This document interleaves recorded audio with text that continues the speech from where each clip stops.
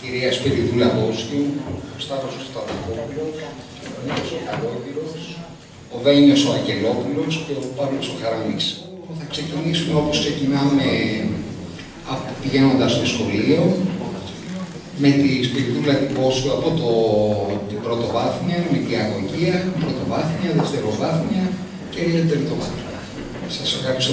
Μια μικρή διόρθωση είναι Μότσιου, όχι Πότσιου. Εγώ είμαι νηπιαγωγός. Δουλεύω με πολύ μεγάλο κοινωνικό συγκρότημα στην Κράβα, εδώ κοντά στην περιοχή. Ίσως και λόγω του ότι είναι όλων των ειδών τα σχολεία συγκεντρωμένα στο ίδιο συγκρότημα. Τέλος πάντων, αντιμετωπίζουμε και έχουμε να κάνουμε με γονείς από διάφορα κοινωνικο-οικονομικά επίπεδα και πολιτισμικά background κτλ. Νομίζω ότι είναι μία εμπειρία πολύτιμη για το τι συμβαίνει και με τους ίδιους μας τους μαθητές, αλλά και με όλες αυτές τις αλλαγές που παρατηρούμε στην εκπαίδευση. Βιώνουμε ούτως ή άλλως, με αυτή την ανελαίτη επίθεση που δέχεται όλη η κοινωνία μας, φυσικά τη βιώνει και το δημόσιο σχολείο, παρατηρούμε ειδικά φέτος ένα ανελαίητο σφυροκόπημα. Γενικά δεν μπορούμε να πάρουμε ανάσα το ένα μέτρο ή μία απόφαση διαδέχεται την άλλη και δεν ξέρεις κατά πού τι να προλάβεις και τι να κάνεις. Στον χώρο του δικό μου, στον χώρο του νηπιαγωγείου, ξεκίνησε φέτος με μία πρωτόγνωρη συνθήκη όσον αφορά τις εργασιακές σχέσεις καταρχήν των εκπαιδευτικών. Λόγω φυσικά της υποχρηματοδότησης, των απολύσεων όλων αυτών των εκπαιδευτικών, των αναπληρωτών που συνέβησαν φέτος και με δεδομένα τα τεράστια κενά στην εκπαίδευση σε όλη την Ελλάδα, προσπαθώντας να βρούμε τρόπο να καλύψουν μέρος των κενών, γιατί δεν έχουν καλυφθεί ακόμη όλα, παρότι είμαστε στον τρίτο μήνα από την έναρξη της σχολικής χρονιάς, να εισάγουν προσωπικό, το οποίο θα προσλάμβανε ο ΟΑΕ, ως ωφελούμενοι πια οι συνάδελφοι με τα ίδια δυτικά προσόντα όπως όλοι μας, μέσω ΕΣΠΑ, μέχρι στιγμή στην εκπαίδευση οι μόνοι συνάδελφοι που προσλαμβανόταν μέσω ΕΣΠΑ ήταν για την ειδική αγωγή, παράλληλη στήριξη κτλ.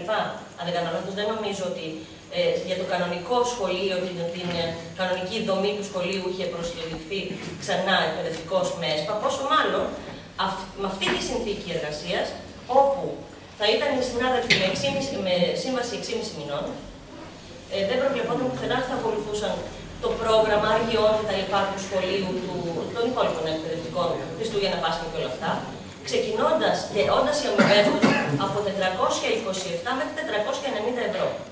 Συνάδελφοι οι οποίοι θα κάνανε την ίδια ακριβώς δουλειά με εμάς, δεν θα κάνανε κάτι άλλο, θα πληρωνόταν ακριβώς με αυτό το ποσό το οποίο σας ανέφερα. Το πήρε πίσω φυσικά το Υπουργείο αυτό, γιατί προβλέπεται αυτή τη στιγμή, τέλος πάντων, το νομικό πλαίσιο ορίζει ότι ο αποκλειστικός φορέας πρόσληψης είναι το Υπουργείο Παιδείας και όχι το Εργασίας, όπως οργανωνόταν αυτό το πράγμα. Αλλά αυτό φυσικά δεν σημαίνει τίποτα, γιατί αλλάζοντας ίσως το θεσμικό πλαίσιο, πολύ εύκολα μπορούν να φέρουν στη θέση ενός μόνιμου 2 ή 3 συναδέλφους με τέτοιου είδους απολαβές. Ταυτόχρονα βέβαια, κάνοντας αυτό, στην ουσία τι έκανε, ανακύκλωνε την ανεργία των ανθρώπων.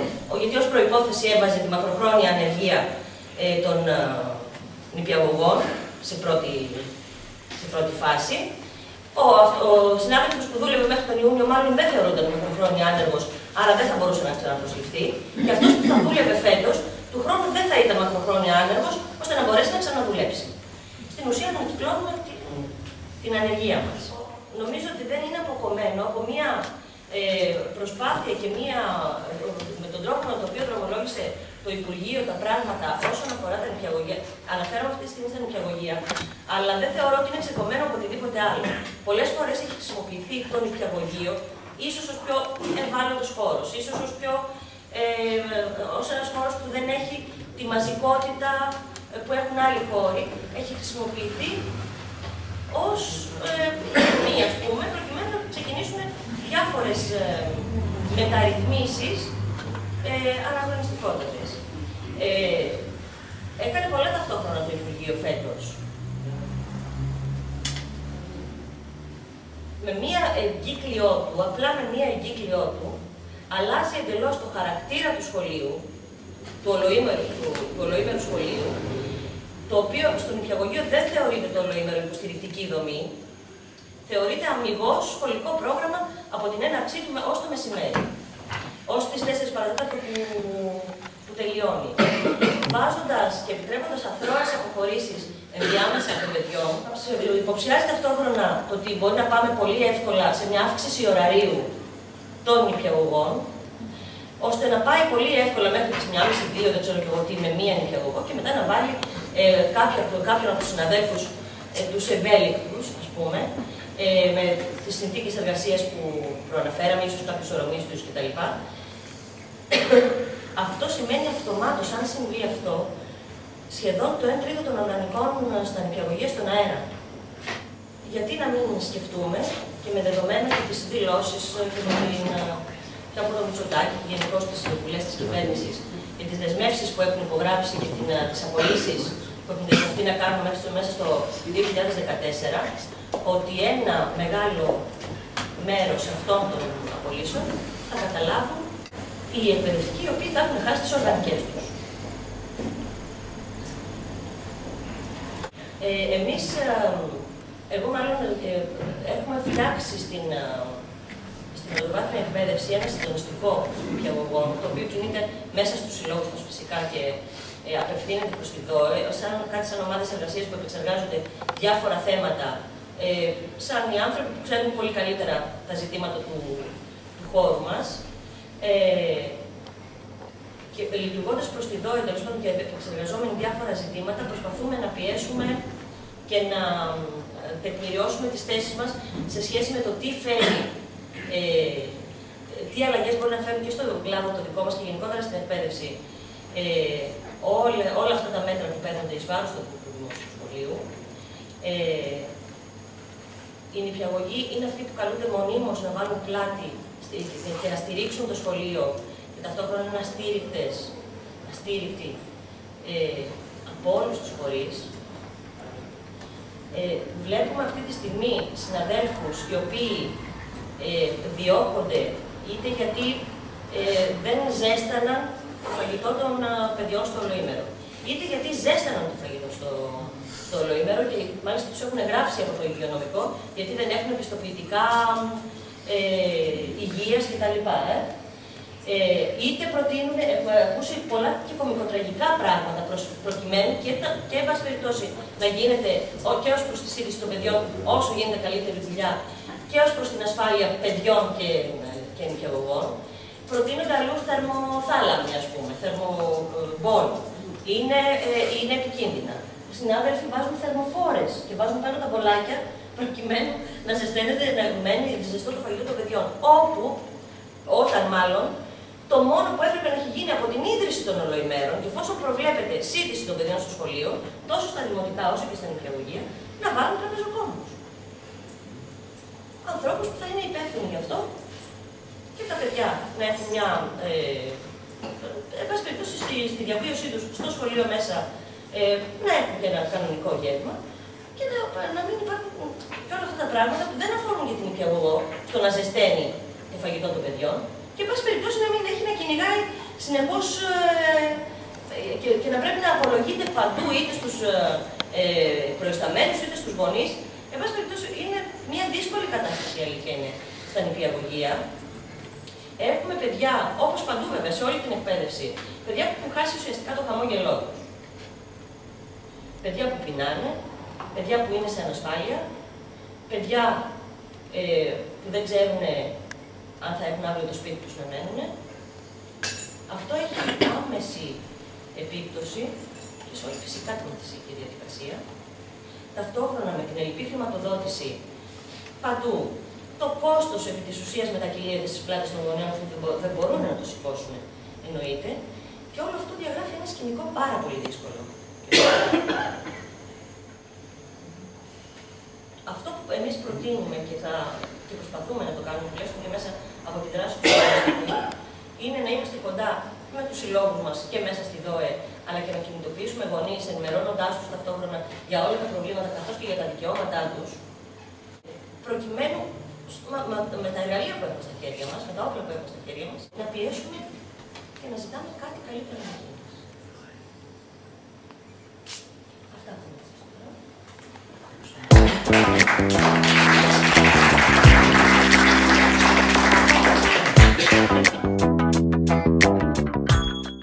Λοιπόν, να ξεκινήσουμε. Έχουμε το μνημόνιο. Αλλά το θέμα είναι ότι την εκπαίδευση γίνεται λίγο ξεκομμένα για να πούμε τι συμβαίνει μόνο την εποχή του μνημονίου. Αν γυρίσουμε λίγα χρόνια πίσω, αρκετά θα έλεγα, έχει δρομολογηθεί μια κατεύθυνση σε όλες τα επίπεδα της παιδείας που έχουν και διαρκήσει πλήρως με φιλελεύθερες πολιτικές. Η στοχοθεσία είναι το κράτος υποχωρεί και φροντίζουμε από εκεί ύστερα πώς θα στηριχτεί η εκπαίδευση στους γονείς, σε άλλους πόρους που μπορεί να βρεθούν από την αγορά. Το αποτέλεσμα να αλλάζει σιγά σιγά η φυσιογνωμία του σχολείου. Αυτό είναι ένα κομμάτι. Άλλωστε, δεν ξεχνάμε ότι έχει χαρακτηριστεί από τον Παγκόσμιο Οργανισμό Εμπορίου ότι η παιδεία πια δεν είναι δικαίωμα, αλλά είναι εμπόρευμα. Επομένως, έχουμε και ένα κύκλο εργασιών τεράστιο που και εκεί θα μπορούσε να εισβάλλει η αγορά και να δώσει την ανάπτυξη που θέλει. Στη χώρα μας όμως αυτές οι κατευθύνσεις μπήκαν πολύ βάρβαρα. Δηλαδή, ενώ για πολλά χρόνια δεν υπήρχαν μεταρρυθμίσεις, όταν άρχισαν να γίνονται μεταρρυθμίσεις ήταν ιδιαίτερα σκληρές. Υπήρξε μια ανανέωση βιβλίων, τα οποία είχαν ανανεωθεί 30 χρόνια στο δημοτικό. Και ξαφνικά βρεθήκαμε σε μια ανανέωση βιβλίων χωρίς να υπάρξει καμιά συζήτηση ή προεργασία ή ακόμα και δοκιμαστική εφαρμογή. Μας τα φέρανε κάποια μέρα στα σχολεία και εκείνο που διαπιστώνει κανείς είναι μια εντατικοποίηση τέτοια της μάθησης. Η γνώση αρχίζει και κατεβαίνει επίπεδα, δηλαδή πράγματα που διδάσκονταν στην 5η και στην 6η δημοτικού κατεβαίνει στην 4η και πάει λέγοντας, όλο και πιο χαμηλά. Σε αυτό ακολούθησαν τα ΑΕΠ που και εκεί βλέπουν μια εντατικοποίηση περαιτέρω στο πρόγραμμα σπουδών και όλο αυτό το αποτέλεσμα μας ποιο είναι, θα πει κάποιος είναι κακό. Είναι γιατί αυτή η εντατικοποίηση αφήνει μαθητές που δυσκολεύονταν μέχρι ένα σημείο το προηγούμενο διάστημα, τώρα τα προβλήματα εμφανίζονται πολύ πιο έντονα και αρχίζουν να βγαίνουν, να τους πετάει απ' έξω το εκπαιδευτικό σύστημα πάρα πολύ νωρίς. Μετά ακόμα το δημοτικό. Είναι πολύ σοβαρό ζήτημα. Επιπλέον, τα νέα βιβλία που ήρθαν έχουν να παρουσιάσουν μία πολυδιάσπαση της γνώσης, δεν ασχολούνται πολύ με το να εμβαθύνουν θέματα, αρπάζουμε πληροφορία, δεξιότητα από εδώ και από εκεί και προετοιμάζουμε αυτό που θέλουμε στην εκπαίδευση αργότερα. Θα υπάρχει ένα κομμάτι που θα μπορεί να σπουδάζει, αλλά να έχουμε και κάποιους ανθρώπους που θα μπορούν εύκολα να προσλάβουν δεξιότητες, να είναι ευέλικτα εργαζόμενοι, εύκολα να μπορούν να αλλάζουν επάγγελμα και ό,τι αυτό συνεπάγεται στη συνέχεια. Αυτή είναι η κατάσταση. Και εκεί οδηγούμασταν πριν το μνημόνιο. Επιπλέον υπήρχε όλο και περισσότερο, γιατί αυτά δεν επιβάλλονται εύκολα. Υπήρχε ένας έντονος αυταρχισμός στην εκπαίδευση που σιγά σιγά διολυσταίνουμε σε όλο και πιο βαθιά στον αυταρχισμό, στον έλεγχο και στην πειθάρχηση, όχι την πειθάρχηση απέναντι σε αυτό το χρέος που έχεις απέναντι στην κοινωνία, αλλά στην πειθάρχηση σε αυτό που θέλουν να επιβάλλουν. Και φτάνουμε στο μνημόνιο, όπου το μνημόνιο πραγματικά καταστρέφει το δημόσιο σχολείο. Τι βλέπουμε μέχρι τώρα? Έχουμε υποχρεωματικότητα στην πρωτοβάθμια εκπαίδευση 40% στις σχολικές επιτροπές. 40-50%. Αντιλαμβάνεστε, όταν ποτέ δεν στηρίχθηκαν τα σχολεία, ερχόμαστε τώρα να μειώσουμε περαιτέρω στο μισό της δαπάνης και δεν ξέρουμε πού θα φτάσει ακόμα. Να πούμε μόνο ότι οι δαπάνες στην εκπαίδευση παιδεία είναι στο 2,5%, στόχος μας ήταν το 5%, λέγαμε κάπου, και διολυσταίνουμε και προς το 2%. Είχαμε τα μεγάλα θύματα των τελευταίων χρόνων του μνημονίου, που ήταν οι ίδιοι μαθητές και μάλιστα ποιοι μαθητές. Σταμάτησαν να λειτουργούν υποστηρικτικές δομές, τμήματα στήριξης ενισχυτικής διδασκαλίας και τμήματα υποδοχής λόγω έλλειψης προσωπικού και δεν κονδύλια. Επομένως, αυτούς τους ανθρώπους που μπορούσε λίγο να τους βοηθήσει στο σχολείο, σταμάτησε οποιαδήποτε δυνατότητα. Θύματα ήταν, όπως φέτος, η ειδική αγωγή, πραγματικά τα θύματα ένταξης δεν λειτουργήσαν. Αυτά τα παιδιά που χρειάζονται τη στήριξη αυτή την περίοδο και οι γονείς τους στις περισσότερες χώρες δεν μπορούν να στηρίξουν, τα πετάμε στην κυριολεξία στο διάλογο. Τα παιδιά με ιδιαίτερα προβλήματα. Ήταν τα νηπιαγωγεία, όπως είπε συναδέλφισσα πριν, που αλλάζει τελείως η μορφή.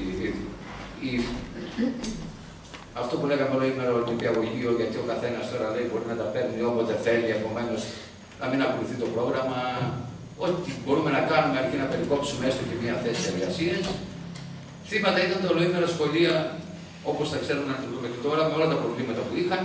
Είχαν έναν εκπαιδευτικό που έκανε τη μελέτη την επόμενη μέρα και είχε και τις ειδικότητες που κάλυπταν το πρόγραμμα για να μην είναι μια διαδικασία μόνο μελέτης όλο το απόγευμα. Φέτος, επειδή δεν υπήρχαν λοιπόν κονδύλια, αποφάσισαν ότι δεν θα υπάρχει εκπαιδευτικό στην αρχή στο ολοήμερο σχολείο.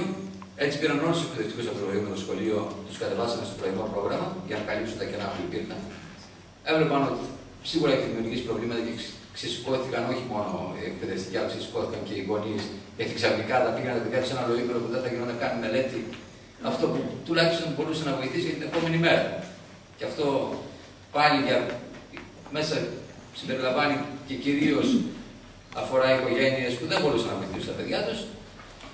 Τελικά, εκείνο που αποδείχθηκε είναι επειδή δεν μπορούσε να προσλάβει αναπληρωτές, η δέσμευση απέναντι στην Τρόικα ήταν 2.000 αναπληρωτές για πρωτοβάθμια και δευτεροβάθμια εκπαίδευση. Κατέφυγε στη λύση να πάρει ένα πρόγραμμα ΕΣΠΑ και να κάνει όλες τις προσλήψεις εκπαιδευτικό για τα ολοήμερα σχολεία μέσω το ΕΣΠΑ, αναπληρωτές μέσω ΕΣΠΑ. Αλλά η κατάσταση δεν είναι όπως θα το περίμεναν περισσότεροι από εμάς. 15 Νοέμβρη τα σχολεία να έχουν εκπαιδευτικούς. Αυτή τη στιγμή είναι πάνω από 1.500 τα κενά στην πρωτοβάθμια εκπαίδευση, χωρίς να βάζουμε τα νηπιαγωγεία μέσα, γιατί δεν έχουν στοιχεία όχι για άλλο λόγο. Υπάρχουν και εκεί κενά, πάνω από 1.500 κενά, κυρίως οι ειδικότητες βέβαια. Όχι σαν δασκάλους, και ίσως γι' αυτό δεν διαμαρτύρονται πολλοί οι γονείς, αλλά το θέμα είναι ότι υπάρχουν διδακτικά αντικείμενα που πρέπει να διδαχθούν. Και πολλές υποδομές, υποστηρικτικές δομές δεν λειτουργούν. Αυτή είναι σε γενικές γραμμές η κατάσταση. Αν συνεχιστεί ο δρόμος που είχε πάρει το σχολείο το προηγούμενο διάστημα,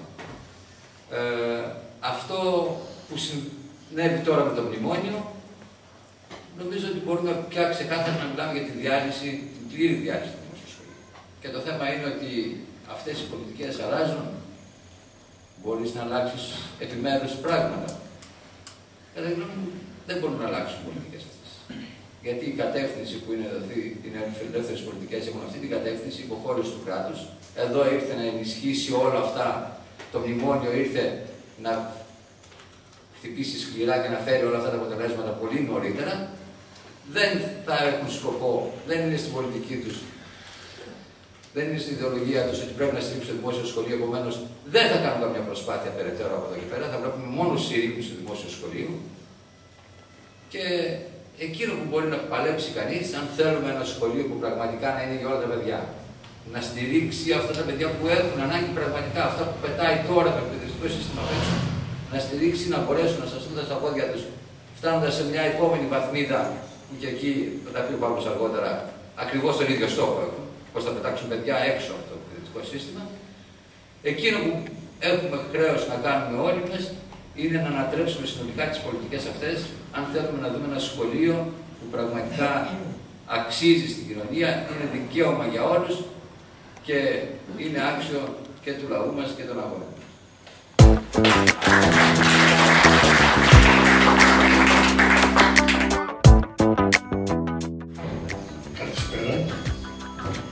Θέλω να ξεκινήσω επισημαίνοντας μια σοβαρή αντίφαση.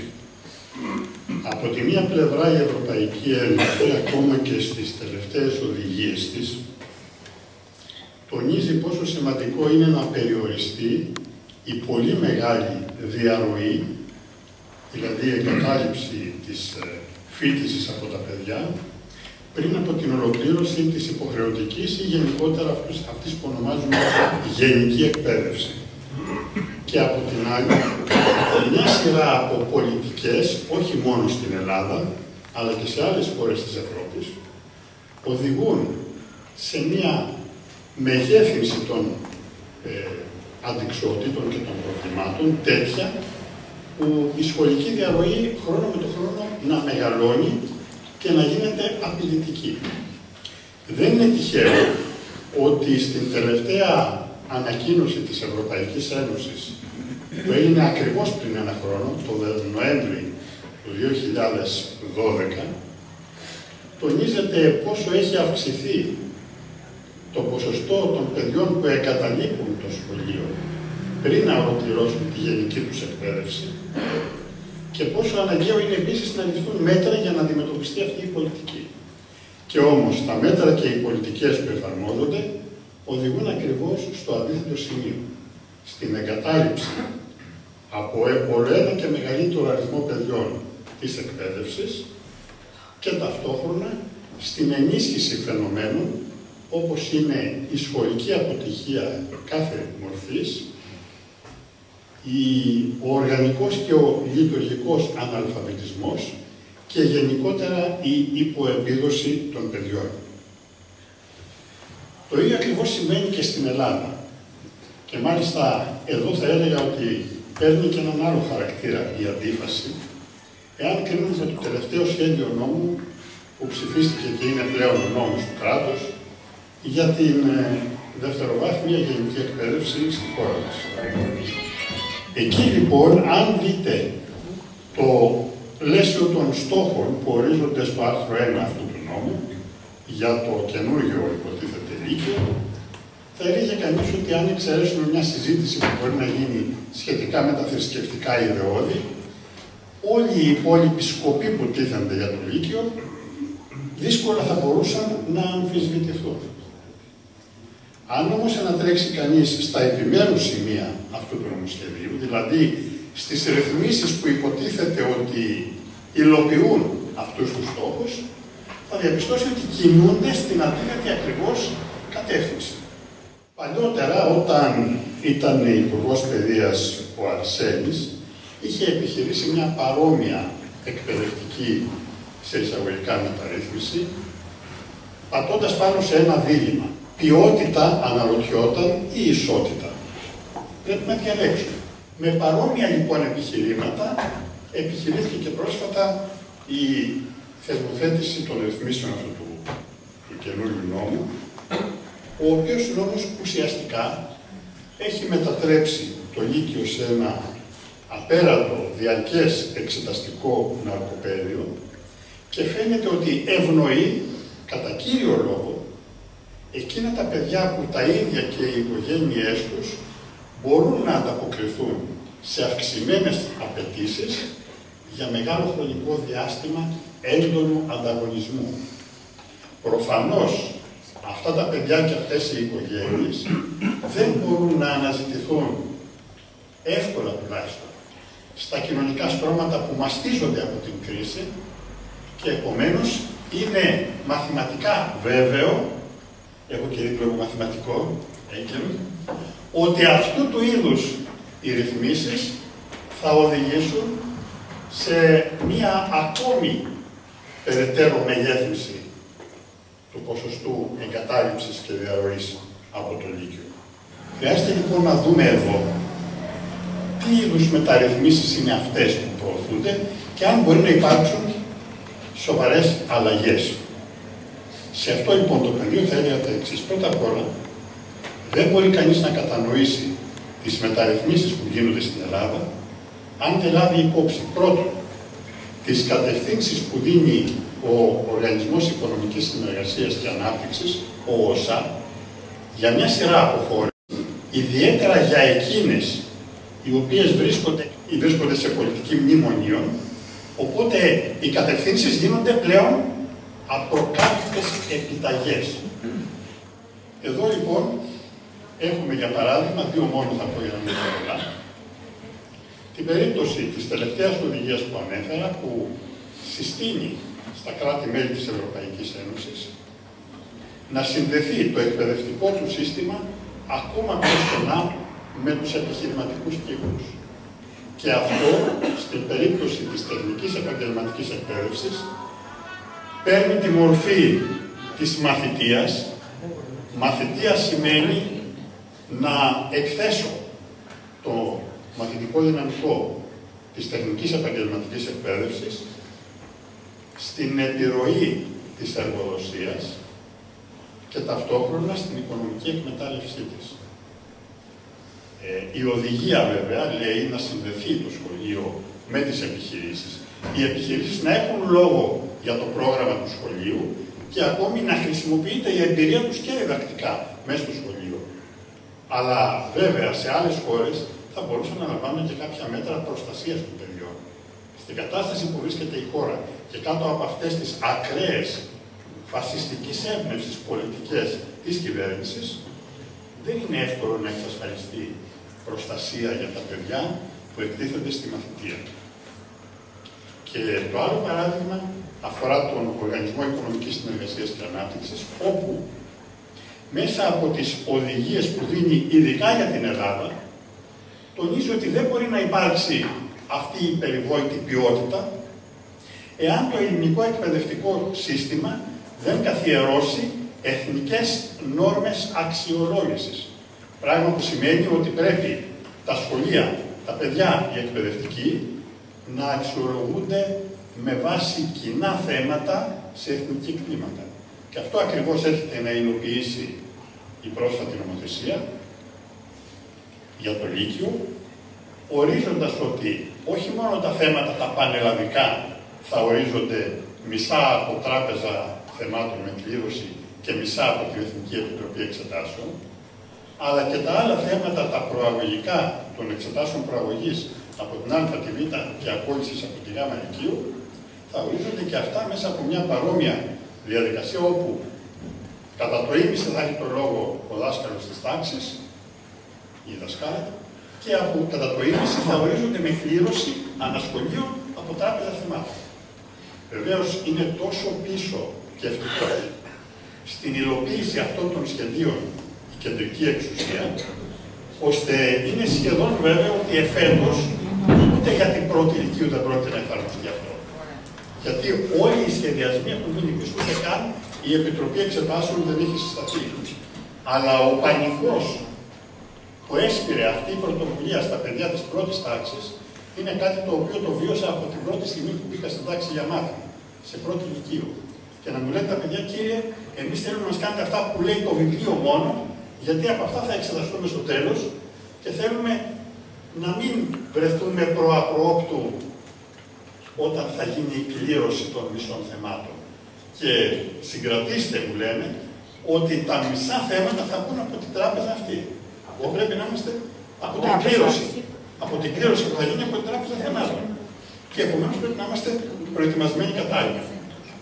Φανταστείτε λοιπόν ότι όχι μόνο το πεδίο των σχέσεων διαμορφώνεται σε ένα πλαίσιο ακραίου ανταγωνισμού, αλλά επιπλέον και η οποιαδήποτε δυνατότητα είχαμε να πούμε κάτι παραπάνω στην τάξη, θα υπονομεύεται από αυτή την απέτηση των ίδιων των παιδιών να προετοιμάζονται αυστηρά για αυτά τα οποία στο τέλος θα τους ζητηθούν.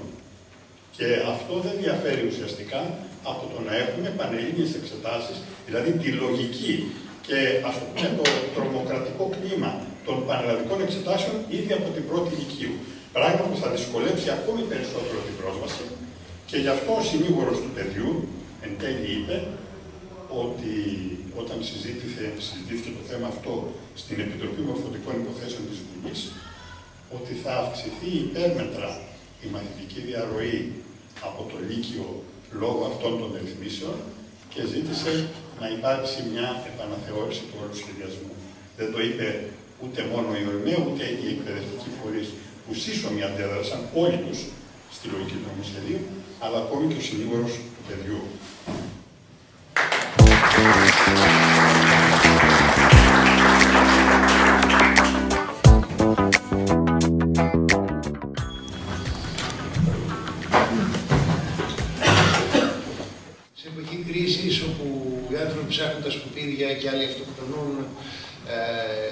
και άλλοι περιφέρονται άσκοπα διότι έχουν χάσει τη δουλειά τους και όταν έχεις χάσει τη δουλειά σου είσαι εκτός κοινωνίας και δεν ξέρεις τι να κάνεις.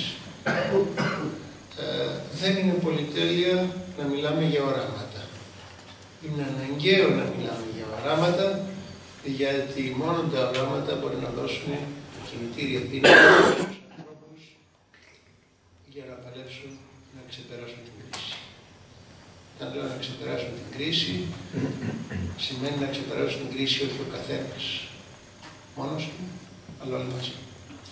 Μία δημοκρατία τύπης, ένα συναμφίλευμα υπηκόων, ένα άθροισμα ατόμων με την παρέα του ως η μέγιστη κοινωνικότητα ο καθένας, όπου να είναι σε θέση να εκτελούν εντολές όλο και πιο εξεζητημένες. Συν το γεγονός ότι η τεχνολογία και τα gadget αλλάζει κάθε χρήστη τύπο και επομένως χρειάζονται ευέλικτους ανθρώπους, τους οποίους μετά από κάποιο διάστημα να μπορούν να τους μετάνε και σε άλλες μονάδες. Και όλα αυτά τα καλύπτουν πάντοτε με την έννοια της προόδου, την οποία έχουν υποκλέψει και χρησιμοποιούν, με την έννοια του κριτικού πνεύματος. Επομένως θα πρέπει σε αυτό εμείς να αντιτάξουμε κάποιες αξίες. Και κάθε πρόγραμμα, κάθε μεταρρύθμιση κρίνεται από το αν εξυπηρετεί τις αξίες, φτιάχνεται για να εξυπηρετήσει κάποιες αξίες και κρίνεται στην διαμόρφωσή της και εκ των υστέρων με ανάδραση κατά πόσο το εξυπηρετεί. Πρώτα πρέπει να δούμε ότι το σχολείο έχει πάψει να είναι ο κύριος μοχλός μόρφωσης, ο κύριος μοχλός διαμόρφωσης του αυριανού πολίτη. Ο κύριος μοχλός τώρα, δεν είναι το σχολείο, είναι ο κοινωνικός περίγυρος, ο οποίος μπαίνει μέσα στο σπίτι από την τηλεόραση. Ποια είναι τα κύρια χαρακτηριστικά της? Δεν είναι πρώτον ότι ο θεατής είναι παθητικός δέκτης. Δεύτερον, ότι είναι απομονωμένος. Το σχολείο πρέπει να πάει κόντρα σε αυτό το πράγμα. Και πριν μιλήσω για τις γνώσεις, υπάρχει ένα πράγμα το οποίο πρέπει να κάνει το σχολείο, είναι να οδηγήσει στην αυθενέργεια, τη δημιουργικότητα, την ευθύνη, την πειθαρχία. Ο ρόλος του σχολείου είναι η κοινωνικοποίηση αυτή να γίνει με τον μέγιστο δυνατό τρόπο συνεργατικότητας. Να μάθει το παιδί να συνεργάζεται, να μάθει το παιδί να σέβεται τον όμοιο και τον διαφορετικό. Και αυτό μπορεί να γίνει και μέσα από το παιχνίδι βασικά. Ένα κύριο πράγμα το οποίο δεν πρέπει να ξεχνάμε και πρέπει να είναι μέσα στο σχολείο είναι το γέλιο. Τα παιδιά γελάνε. Τα παιδιά στο σχολείο δεν γελάνε. Το σχολείο έχει αποτύχει στην αποστολή του. Και το γέλιο είναι επίσης κάτι το οποίο το σχολείο πρέπει να διδάξει, ότι το γέλιο δεν πρέπει να γίνεται εις βάρος αυτού ή εις βάρος αυτού ή οποιοδήποτε, αλλά πρέπει να γίνεται με αυτόν και με αυτόν.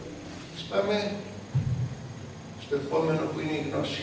Το σχολείο βέβαια πρώτα μεταδίδει συμπεριφορά και μετά μεταδίδει γνώση, αλλά μεταδίδει γνώση είναι ο επίσημος προορισμός. Όταν η γνώση συνοδεύεται από χρήση, τότε οδηγούμαστε και σε αυτό το οποίο είναι το μέγα ζητούμενο, στη γνώση η οποία βοηθάει την κρίση.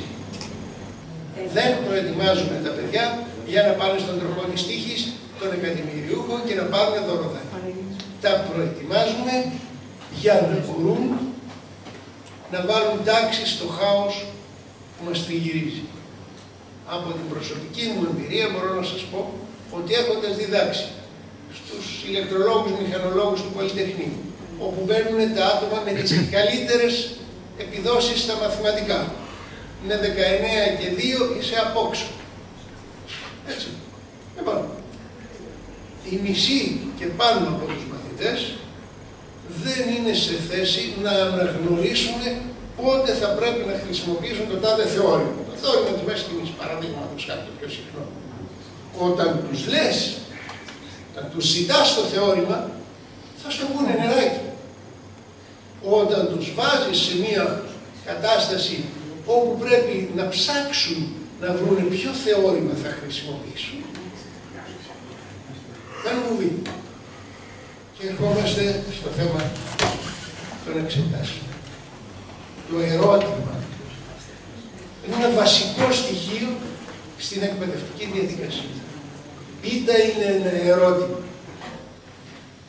που προβάλλει ο μαθητής γιατί δεν έχει καταλάβει, είτε ένα ερώτημα που προβάλλει ο καθηγητής για να ελέγξει αν ο μαθητής έχει καταλάβει.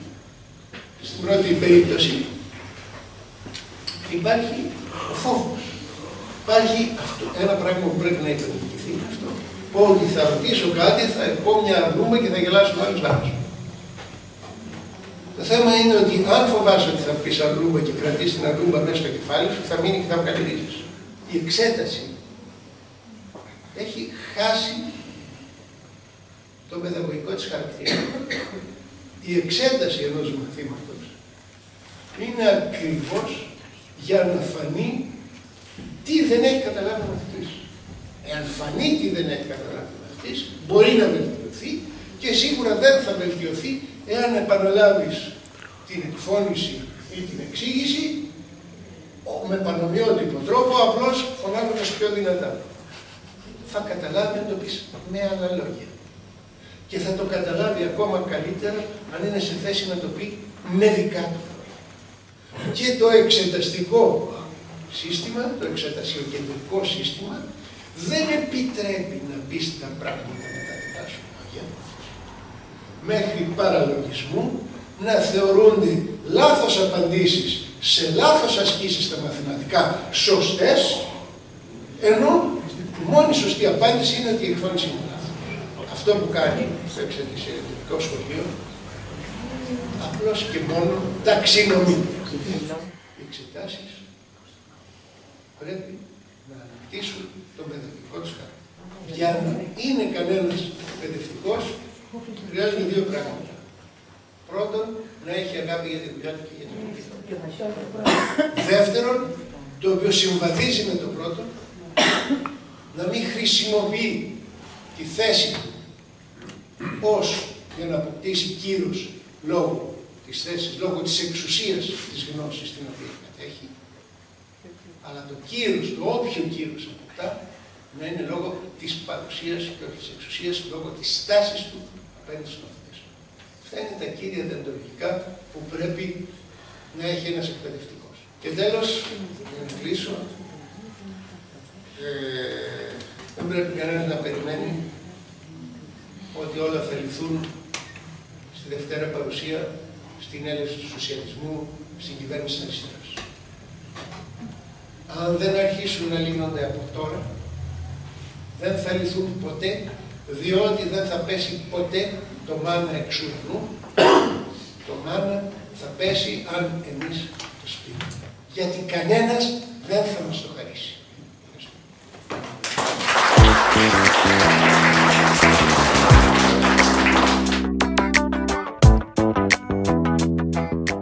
Θα είμαι σύντομος, το διακηρύσω και το εννοώ και δεν το θα πω. Έτσι, δεν θέλω να έχει αισθήματα ελπίζω που είναι το που μόνο το διακήρυξε. Προσθετικά λοιπόν στα όσα ακούστηκαν, πιστεύω ότι πολύ καλά κάνουμε και αναλύουμε τον φιλελεύθερο χαρακτήρα της εκπαίδευσης. Θα προσπαθήσω βέβαια και εγώ να του δώσω κάποια συγκεκριμένα χαρακτηριστικά. Εκείνο που παραλείπουμε να κάνουμε είναι να αναλύσουμε και λίγο την πολιτική των ελληνικών πολιτικών ελίτ. Αυτό έχει μια μεγάλη σημασία με την έννοια ότι μεμφόμαστε την αριστερά για τα προγράμματα που δεν φτιάχνει, για τα προγράμματα που δεν καταθέτει, για τις άναφες κραυγές της. Και ξεχνάμε ότι αυτές οι ελληνικές πολιτικές ελίτ είναι ελίτ που πραγματικά ταξιδεύουν με το μάτι. Δηλαδή δεν χρησιμοποιούν κανένα όργανο, καμία πηξίδα. Γαλλισμός, γελάει ο Βέγγινος, συνεργαστήκαν όμως. Αυτό είναι το σημαντικό. Δηλαδή προσπαθούν να απαντήσουν σε πολιτικές της στιγμής, συγκυριακές ή πολλές φορές σε πολιτικές που καθορίζονται απόλυτα από τους μικρούς βαθμούς ή τους μεγάλους βαθμούς αντίδρασης. Να γίνω πιο συγκεκριμένο, γιατί στο λόγο έτσι χανόμαστε. Να πάρουμε την Κρουέλα, έτσι. Η Κρουέλα, κατά κόρπο και έτσι. Η Κρουέλα είχε πραγματικά ένα σχέδιο για την ανώτατη εκπαίδευση, έτσι δεν είναι? Βεβαίως, σχέδιο που ξεπερνούσε κατά πολύ τις προηγούμενες προσπάθειες της Γιαννάκου σε τούτο. Το ότι και συναρθρωμένο ήταν και είχε κοινωνικά εντός πανεπιστημίου στήριγματα. Όταν η Κρουέλα έγινε υπουργός παιδείας, ήξερε πώς θα εφαρμόσει ένα σχέδιο ανάπλαση της ανώτατης εκπαίδευσης. Και είναι χαρακτηριστικό, ανάπλαση όπως πλατείες. Λοιπόν, και είναι χαρακτηριστικό από αυτή την έννοια ότι είχε φτιάξει τις συμμαχίες της μέσα στον χώρο του πανεπιστημίου. Και ως συνέπεια των ακροατήτων των δικών μας στην προηγούμενη περίοδο, ο δρόμος ήταν σπαρμένος με άθλη για την Κρουέλα. Και όμως πλήρως απέτυχε. Πλήρως απέτυχε εξαιτίας μιας έπαρσης, μιας αλαζονίας, που θεωρούσε ότι χωρίς να φτιάξει συνενέσεις ευρύτερες, πέρα από των 5-10 ανθρώπων, που στο τέλος ούτε αυτούς τους 5-10 ανθρώπους άκουσε, το σχέδιό της θα προχωρούσε. Ποιο ήταν το αποτέλεσμα και η πράξη του στο σήμερα? Ότι ο πυλώνας του νομοσχεδίου της ανώτατης εκπαίδευσης, που ήταν τα περίφημα συμβούλια, έτσι, αναγκάστηκε με τον τρόπο που το σέρβιρε και τις αντιδράσεις που σηκώθηκαν, γιατί κανέναν δεν άκουσε, καμία συνένεση ευρύτερη δεν έφτιαξε, αναγκάστηκε ο επόμενος ο Αρβανιτόπουλος να το τροποποιήσει στην ουσία, σε έναν βαθμό να το ευνουχίσει και να αποτελεί αυτή τη στιγμή το μεγάλο πρόβλημα για την εφαρμογή του μεγάλου νόμου. Στα πανεπιστήμια, το συμβούλια ιδρύματος όχι μόνο δεν κάνουν τίποτα, αλλά αποτελούν παράγοντα ανάσχεσης των όσων θα ήθελαν συντηρητικές συλλήτη να κάνουν. Βλέπουμε δηλαδή ότι οι ελληνικές πολιτικές ελίτ, που μέσα από το μικρό παράδειγμα θα μεγαλώσει λίγο, δεν θα προσθέσω τώρα στο Βαγγελόπουλο, ότι οι ελληνικές πολιτικές ελίτ δεν μπορούν, έτσι, αυτό που έλεγε ο Βένιος όραμα για μας, το δικό τους το όραμα, να το βάλουν πολλές φορές σε πράξη. Δεν αντιλέγω ότι δεν υπάρχει, δεν αντιλέγω στα όσα είπαμε για τον νεοφιλελευθερισμό, αυτό το αποδείξω το τέλειο. Απλά πώς οι ίδιοι αυτό υπονομεύονται. Παράδειγμα Αρβανιτόπουλο, δέστε το δεύτερο. Εδώ έχουμε ένα άλλο μοντέλο. Έτσι, μια πολιτική ελίτ, έτσι όχι μόνο το Αρβανιτόπουλος, με τον κόσμο που τον περιστοιχίζει, η οποία υποτίθεται ότι θα λάβει υπόψη της τις αντιδράσεις του κόσμου από κάτω. Έτσι δεν συγκεκριμένο έτσι. Τους λαμβάνει υπόψη, αλλά με τον χειρότερο δυνατό τρόπο. Δέστε ένα παράδειγμα. Την προηγούμενη της ανακοίνωσης του σχεδίου Αθηνά, του Πανεπιστημιακού Καλλικράτη δηλαδή, ο Αρβανιτόπουλος ήρθε με το επιτελείο του, έτσι, στο γραφείο του Τσίπρα στη Βουλή. Ήμουνα και εγώ παρόν, και εκεί μπορώ να δω, είδα, ας πούμε, αυτό το πράγμα που λέμε ότι αυτοί οι άνθρωποι που κάνουν τις αναπροσωπές, το πόσο προφυρολόγοι ήταν. Χαρακτηριστικό μια πατσαβούρα χαρτί που ήταν εκεί με πόλεμους υποσυλλίδες, δεν μας το άφησαν καν. Έτσι. Αλλά δεν είναι αυτό η απόδειξη. Η απόδειξη είναι η εξής. Αφού έρχεται μέσα στο μαστιγωνόμενο για την καταστροφή που έχει προκαλέσει ο δικομματισμός Πασόκ, Νέα Δημοκρατία με τη διασπορά πανεπιστημίων και ΤΕΗ καθάβασαν την επικράτεια,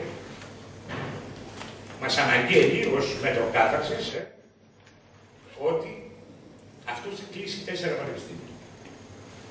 Προσέξτε την πορεία. Και τα 4 Δυτικής Ελλάδος, Κεντρικής Ελλάδος, το Διεθνές της Θεσσαλονίκης και το Δυτικής Μακεδονίας. Προσέξτε, την επόμενη μέρα σε 24 ώρες, και είναι 3. Προσέξτε μια ελίτ η οποία έχει πεποίθηση στους στόχους.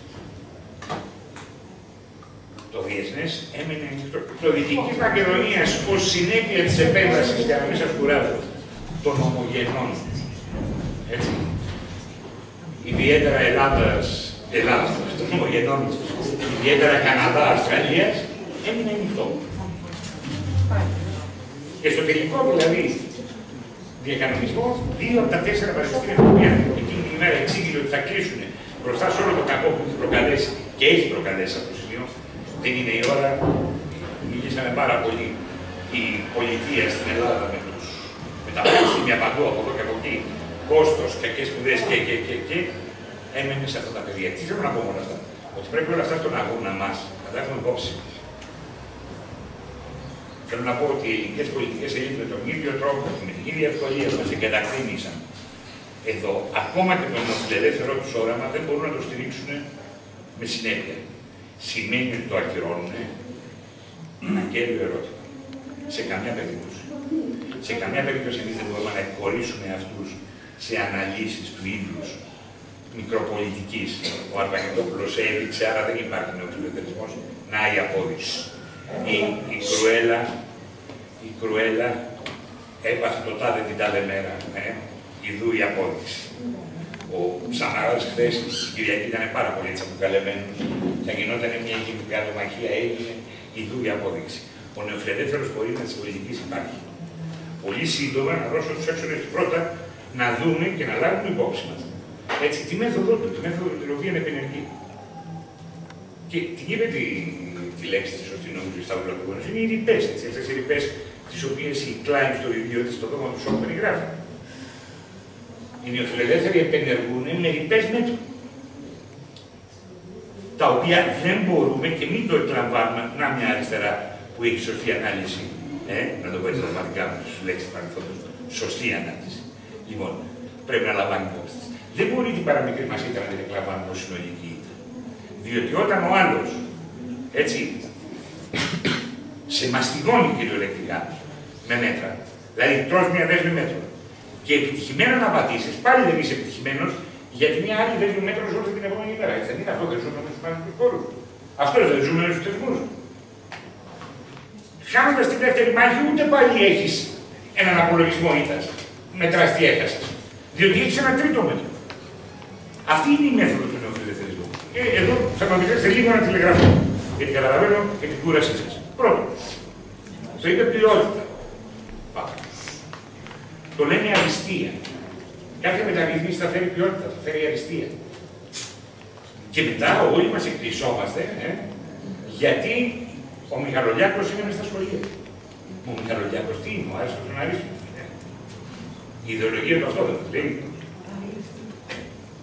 Όταν είναι νεοφιλελεύθεροι, μπορείς να ταυτίζουν νεοφιλελευθερισμό και νεοναζισμό, έτσι δεν είναι. Όταν είναι νεοφιλελεύθεροι μας λένε ότι ο στόχος μας είναι η αριστεία, να ο άνθρωπος που το κατόρθωσε, όλη η Μιχαλολιάκος. Είναι ένας άρεστος.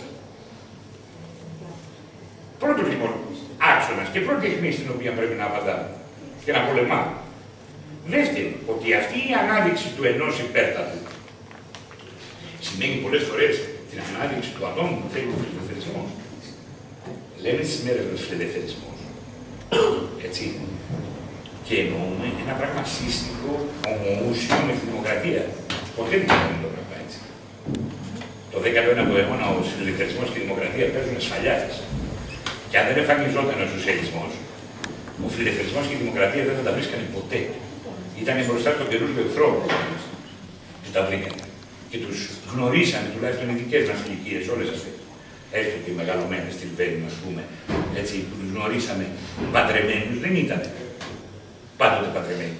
Ξανά μες στα σχολεία αναδεικνύονται τα άτομα και καταργούνται οι συλλογικότητες, γιατί αυτό σημαίνει η ισότητα. Έτσι, δεν νοείται συλλογικότητα χωρίς την έννοια της ισότητας.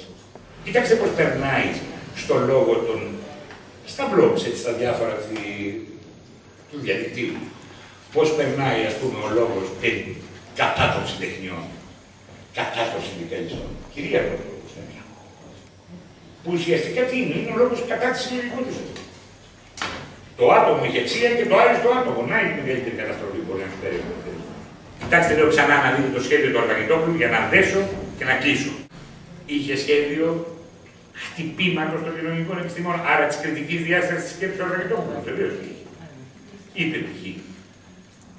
Στην Αθηνά θα πάρω τα πανεπιστήμια εκτός Καποδιστριακού και Μετσοπίου, Πολυτεχνείου και θα τα βάλω μαζί. Θα ορίσω και τι σχολές θα έχουν αυτά και όταν τις όρισε τις σχολές, βλέπαμε ότι και τα 4 θα τα ονομάσω Κοραής, θα φτιάξω και ένα υπερόργανο. Είδαμε ότι και τα 4 πανεπιστήμια, 5, Οικονομικό, Πάντου, Γεωπολικό, Πειραιώς και Χαροκόπιο, είχαν μια σχολή οικονομικών επιστημών. 4 επί οικονομικό, 4 επί μάνατζερ, 4 επιπεριούσεων του νεοφιλελευθερισμού που δεν είναι άλλο από τον οικονομολόγο και τον Μάνατζερ. Οι κοινωνικές επιστήμες που βρισκόντουσαν σε μια σχολή στο Πάντιο, άντε και σε κάτι κυψέλες, ας πούμε, μέσα στη Τρίπολη. Η κριτική διάσταση δηλαδή μειωνόταν. Και βέβαια την πάτησε ο Αρβανιτόπουλος, ξαναελάτε στο θέμα των πολιτικών ελίτ και των απορριών, όταν βεβαίως τα ευγενή όντα του οικονομικού είπαν ότι υπάρχει το διάλογο, δεν πάμε και με τους βρωμοπόδαρους του Παντίου και του γεωπολικού. Και χωρίς να αναπτυχθεί κίνημα, όπως έγινε, ξέρω εγώ, στη φιλοσοφική, δεν θέλω να σας βλέπω στις λεπτομέρειες, γιατί είναι βαρετές, αλλά αυτή τη διάσταση θέλω. Στη φιλοσοφική, στις κέντρες γλώσσες είχαμε ένα κίνημα. Στην υπόθεση Κοραή δεν είδα.